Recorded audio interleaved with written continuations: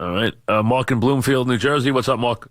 Hey, Mike. I wanted to call now because it's probably the last time I'm going to be able to get you. But I just wanted to thank you for the last 30 years.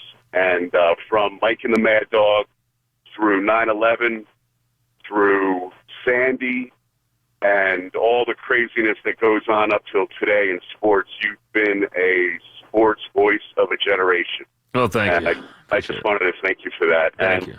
I have a question, and it's not about really sports. It's about your career.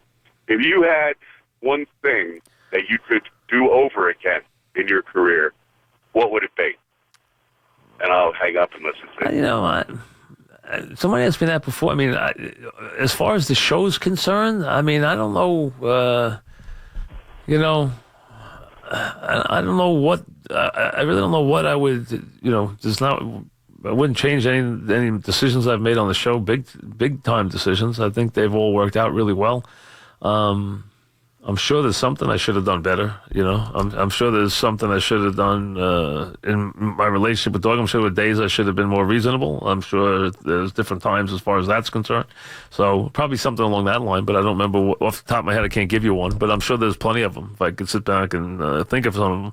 So I probably did some things in that regard. But I don't really know, you know, interview-wise, there's always interviews you didn't get and stuff like that, you know. But I can't think of, I would say probably the one I remember that I think was really dumb was when we turned down having Rudy on. And of course, we weren't even interested in the movie. And then I wound up watching the movie like 100 times in my life. We could have had him on the day he was promoting the movie. He was in our office. And Dog and I were like, oh, yeah, sure, we'll get to you later, you know. And they were like trying to promote this movie and, you know, oh, yeah, we'll get to it. Yeah. You know, not knowing the story at the time. And we had him in our office and we didn't even really care about him. We were like, oh, yeah, sure. Yeah, we'll get to you. Yeah, sure. Like, you know, some guy was promoting something we were really interested in. And it's wound up to be a movie you've probably seen like, you know, gazillion times on TV. Matt in Westchester. What's up, Matt?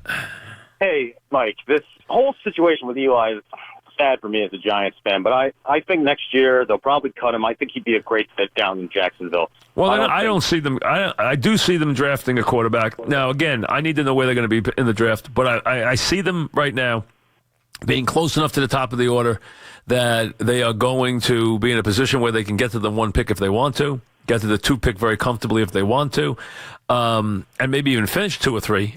So with that being the case, I think they will clearly draft a quarterback. That tells me that they're going to play a young quarterback next year, and that means that Eli will not see his roster bonus, which is the 3rd day of the season. In March, he gets a $5 million roster bonus. The Giants have no guaranteed money right now that they owe Eli. They don't have to pay him anything. It's all based on performance. First up is that roster bonus of $5 million on the 3rd day of the business year, which starts in March. So, that would be the first order of business. I do think the Giants will release him, and I think that he will sign with another team. Everyone likes him in Jacksonville. Makes a lot of sense on a lot of levels, but, I mean, I think there could be other teams involved, but it does make plenty of sense, no question. Richie in Queens, what's up, Richie? What do you mean more reasonable? You've been reasonable for the 30 years that I've talked to you. I don't think he meant reasonable. I think that he meant. I'm not saying. I'm sure there was some arguments that something I didn't want to do that Dog wanted to do that I probably should have said yes to. Is what I meant. That's what I was talking about. Well, it's funny because I've been calling you for a long time. I think since the beginning, but close. And sometimes we've had differences. I've always respected you. I think you respect me. And I remember my wife saying, you know, I told her one time, I said, I get so aggravated with him. You can't make your point. His ego is unbelievable. And my wife looked at me and said, you know what about you? And I said, you know, babe, you got a point.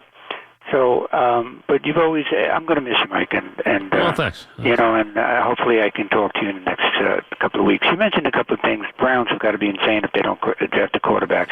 Well, they're the ones who said they're happy with their quarterback, so I don't know what to make of the Browns. You know, I never know what to make of the Browns, though. They have no idea what they're doing. They don't know what they're doing, so they should be drafting a quarterback. Absolutely, and two other points real quick. You know, you said about talking to him. When you make moves like that with Eli or Tom Coughlin, you've got to have 2 guys on the same page. You've got to call this man in before you make a decision. That's horrible, you know. And Tom and John Mara gets a pass. I like John Mara. I've met him in different things. I know he's been on your show many times. He seems like a real caring guy. He's a very good man.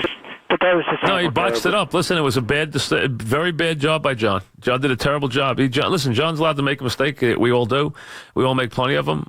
This was a big one by John. It really was. His quarterback deserved better. Tiger just made a bomb of a putt to go to 2 under. I mean, a long putt. Now, everybody's way under par. Fleetwood's 4 under, Fowler's 4 under. So 2 under is just hanging in the middle there. But still, he's 2 under right now, but he made a bomb of a putt there. He really did. It was very well done. Mike in Fork River, what's up, Mike? Hey, Mike. Listen, just want to say thanks for all the years. Well, thank you. You know, I'm never going to forget my time listening to you. Well, thank you. Just want to point out, as Eli's making his, speaking to the reporters, and I know this was talked about briefly, I couldn't believe the commotion and the nonsense that was going on in the locker room. A lot of it from JPP, everybody is attributing it to him. I don't know that it was just him. I'm sure it wasn't, but he has gotten a lot of the criticism for it. And that's a sign of what's going on that team. If something like that's taking place and you got these guys, just screaming and yelling and laughing while their quarterback... Listen, I can tell you right now, part of the problem there is most of those guys on that team could care less that Eli's not quarterbacking this week. I'm telling you, and that's the sad part. That is the sad part. The guys who care are the guys who won championships with him. They care. They're the ones who opined on his offensive linemen, Tuck, all those guys you heard from. You haven't heard a word from the guys on the team. All you've heard is from the guys who won with him. See, these guys haven't won with him. They haven't been champions with him. These guys don't know what a championship looks like. They have never even won most of these guys in that room never won a playoff game other than Eli. So that's the problem. And the record reflects. And I'm not counting everybody because obviously they have a couple of guys like Vereen who have been, Super Bowl champions. So we know that. Yeah. All right. Well, Mike, thanks so much for again. Thank you. I mean, listen, other than Vereen, I don't know if is there anybody else in that room off the top of my head I can think of who's been a champion other than Vereen? Vereen definitely has. Who else? Eli and Vereen. Anybody else on that team? I don't think so. JPP was on one. He was on he was on the last one. Was he? I'm trying to think if he was a rookie on the last one. It was a rookie, right, on the last one? All right. So the Aussie's been there how many years? You'd have to be there now 6 years. Wait. 1, 2, 3, 4. So you have to be there like 7 years now. Since you won a championship. Well, no, 11, right? It was 11, so 6. 2000. Second one was 2011 season, 2012 Super Bowl, 2011 season. So you got 6 seasons since then. Diassi was on the first one too? Okay, so Diassi, I know he's a long snapper, but that counts. So still a good job. So you got Diassi, you got JPP has 1, Diassi, Vereen on the Pats. Who else? Anybody else? Eli, and is that it? You'd have to have at least 6 years experience right now. So, or have come from another team. That might be it. 4? Anybody else? I'm trying to think. Any other player? Forgetting anybody? I can't think. The RC, JPP. I think that's it. We might be missing one, but we'll have to go over. I'd have to look at the roster. See if there's anybody else who's been there since the second Super Bowl. Was Herzlich on that team? Was he? I don't think he was active. Wait, okay, we'll give. I don't think he was active for the game, but I think he was. I don't know if he was active for the game, but I think he was on the roster. I'm not sure he was active for the game though. Who did? Cromartie was on the Cardinals when they went? Okay, so he's got a Super Bowl. He's been to a Super Bowl. He doesn't have a championship. He's been to a Super Bowl. Okay. So there's a couple of guys. Quick break. We'll be right back.